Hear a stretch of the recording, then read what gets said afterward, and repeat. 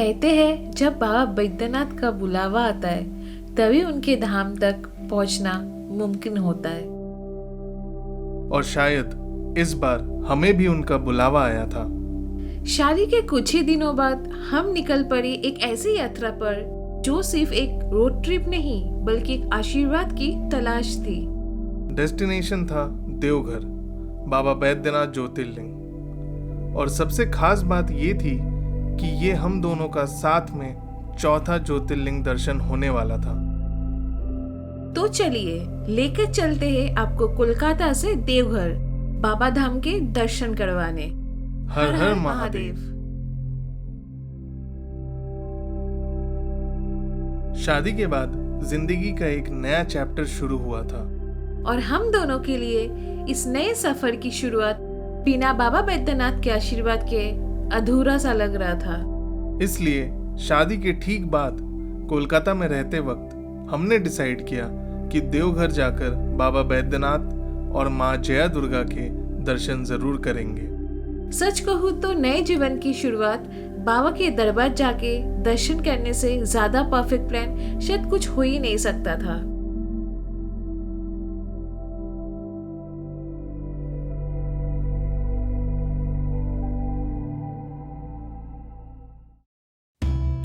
कोलकाता से देवघर का डिस्टेंस लगभग 350 किलोमीटर के आसपास है और इसे कवर करने में अराउंड 7 से 8 घंटे लगने वाले थे। तो हम चाहते थे कि आराम से वहां पहुंचे और शाम तक दर्शन भी कर ले। इसी वजह से हमने अलार्म लगाया सुबह के 13 बजे का और ठीक 2:30 बजे हमारी गाड़ी देवघर की तरफ निकल पड़ी। बाहर पूरा शहर सो रहा था और हम एक स्पिरिचुअल रोड ट्रिप के लिए निकल चुके थे। जर्नी की शुरुआत हुई स्मूथ नेशनल हाईवे से। कोलकाता से निकलते ही रोड कंडीशंस काफी बढ़िया थी और हमें पता था कि आसनसोल तक का सफर इसी तरह कंफर्टेबल रहने वाला है। सुबह के अंधेरे में खाली हाईवेज पर ड्राइव करने का अपना ही मजा होता है। ट्रैफिक लगभग ना के बराबर था और गाड़ी लगातार अपनी स्पीड पकड़ रही थी। आज हम सिर्फ एक सिटी नहीं बल्कि एक स्टेट बॉर्डर भी क्रॉस करने वाले थे क्योंकि देवघर झारखंड में स्थित है।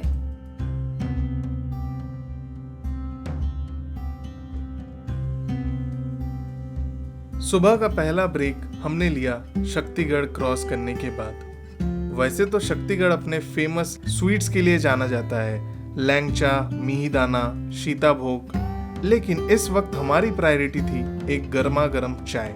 रोड ट्रिप और चाय का कॉम्बिनेशन तो वैसे भी परफेक्ट होता है। थोड़ी देर स्ट्रेच किया, चाय एंजॉय की और फिर निकल पड़े अपने डेस्टिनेशन की तरफ।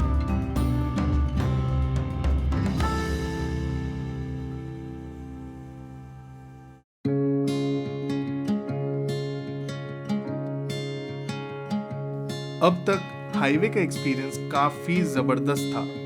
वाइड 6 लेन रोड्स, स्मूथ ड्राइव, ऊपर से सनराइज का वक्त और विंटर की फॉग। ऐसे ही मोमेंट्स तो रोड ट्रिप को यादगार बनाते हैं ना।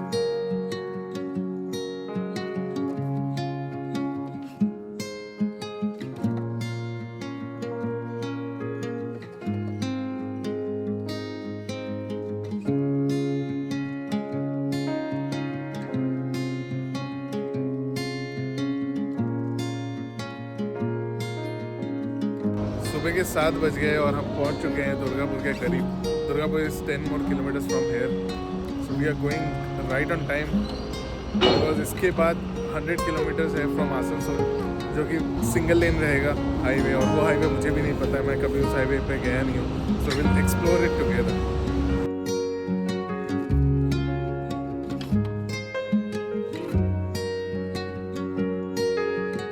कुछ ही देर में हम दुर्गापुर पहुंच गए और यहाँ आते आते कुछ लोगों के लिए पावर नैप लेने का वक्त भी आ गया था। रोड ट्रिप में अक्सर ये रात से दिन की ट्रांजिशन में थोड़ी तो नींद आती ही है। आसनसोल क्रॉस करने के बाद अब वक्त आ चुका था नेशनल हाईवे को अलविदा कहने का, क्योंकि अब शुरू होने वाला था लगभग 90 किलोमीटर का सिंगल लेन स्ट्रेच।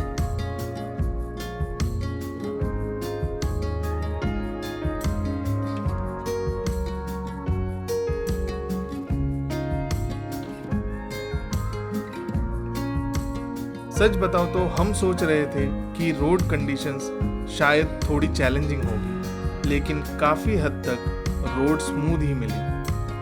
बस सिंगल लेन होने की वजह से आप हाईवे वाला स्पीड मेंटेन नहीं कर पाओगे।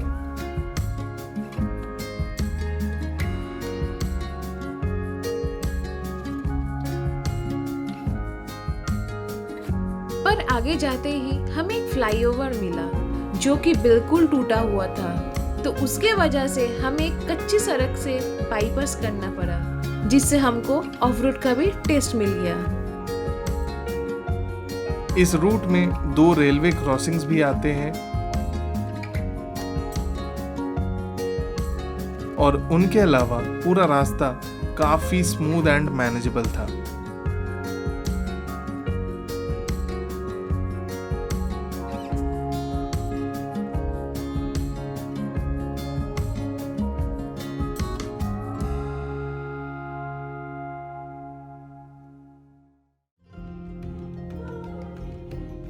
और फाइनली लगभग 7 से 8 घंटे का सफर तय करने के बाद हम देवघर पहुंच गए। एक और रोड ट्रिप सक्सेसफुली कंप्लीट हो चुकी थी।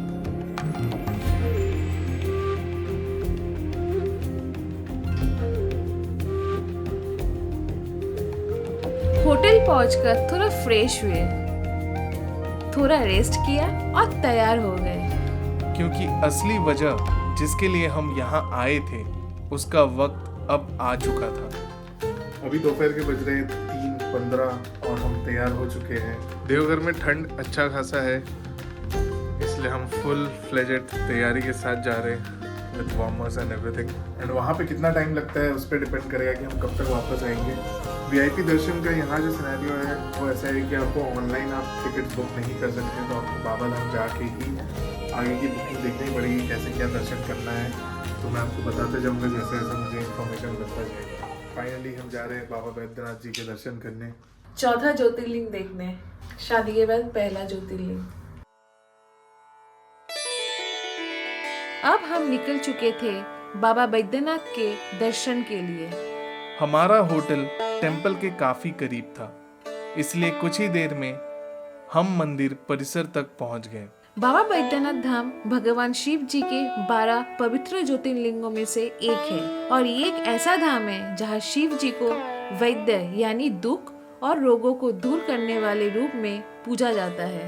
हर साल लाखों श्रद्धालु यहाँ बाबा के दर्शन के लिए आते हैं। मंदिर के प्रवेश द्वार पर ही जो एनर्जी और भक्ति का माहौल महसूस होता है उसे शब्दों में बयां करना मुश्किल है।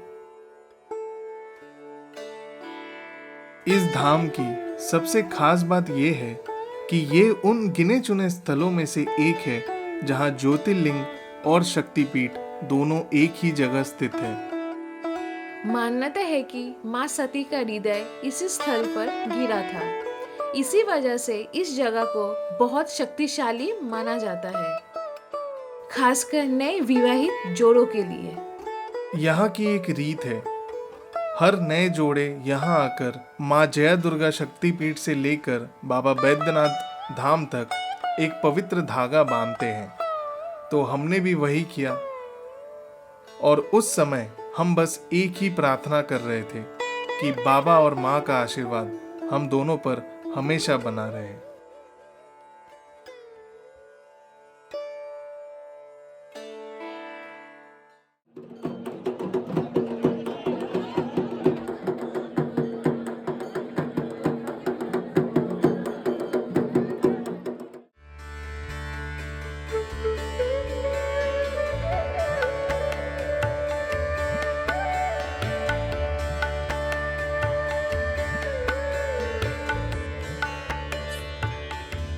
दर्शन का सफर इतना आसान नहीं था। वीआईपी दर्शन लेने के बावजूद यहाँ लगभग 4 घंटे हम लाइन में खड़े रहे, लेकिन जब इतने दूर से आए हो तो इंतजार भी एक तपस्या जैसा लगता है। और फिर वो पल आया जब हमें गर्भगृह में प्रवेश मिला। हमने स्वयं ज्योतिर्लिंग का अभिषेक किया। सच कहूं तो उस पल को शब्दों में बयां कर पाना मुश्किल है। भीड़ बहुत ज्यादा थी और गर्भगृह के अंदर धक्का मुक्की भी काफी थी। यहाँ वीआईपी दर्शन के पासेस लोकल पांडा के माध्यम से मिलते हैं। फिलहाल ऑनलाइन बुकिंग की कोई व्यवस्था नहीं है। एक प्रो टिप, अगर आप दर्शन और अभिषेक करना चाहते हैं तो वीआईपी पास लेना काफी हेल्पफुल हो सकता है, क्योंकि भीड़ बहुत अधिक रहती है। दर्शन करने के बाद हमारी किस्मत इतनी अच्छी थी कि हमें संध्या आरती देखने का भी सौभाग्य मिला। मंदिर में घंटों की आवाज, हर हर महादेव की जयकारे और उसके बीच बाबा का दिव्य स्वरूप।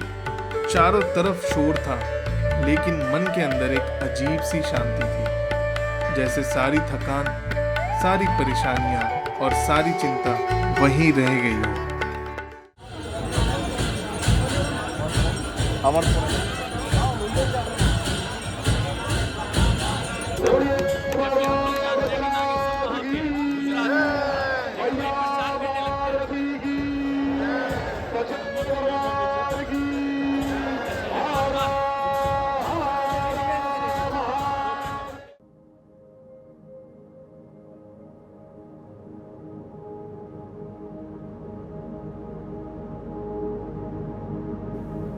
और दिन भर की यात्रा, दर्शन और भक्ति के बाद हम वापस अपने होटल रूम में पहुंच गए। थकान इतनी थी कि बेड पर गिरते ही नींद आ गई, लेकिन दिल में एक अलग ही सुकून था, क्योंकि हमने साथ में अपना चौथा ज्योतिर्लिंग दर्शन कंप्लीट कर लिया था। नए जीवन की शुरुआत बाबा बैद्यनाथ और माँ जया दुर्गा के आशीर्वाद के साथ हुई, और इससे बड़ा वरदान शायद हम मांग भी नहीं सकते थे। हर हर महादेव। हमने जितने भी ज्योतिर्लिंग के दर्शन किए उसका पूरा प्लेलिस्ट आपको हमारे चैनल में मिल जाएगा, तो उसे जरूर देखिएगा और हमें बताना आपने कौन कौन से ज्योतिर्लिंग का दर्शन कर लिए हैं। मिलते हैं अगले व्लॉग में।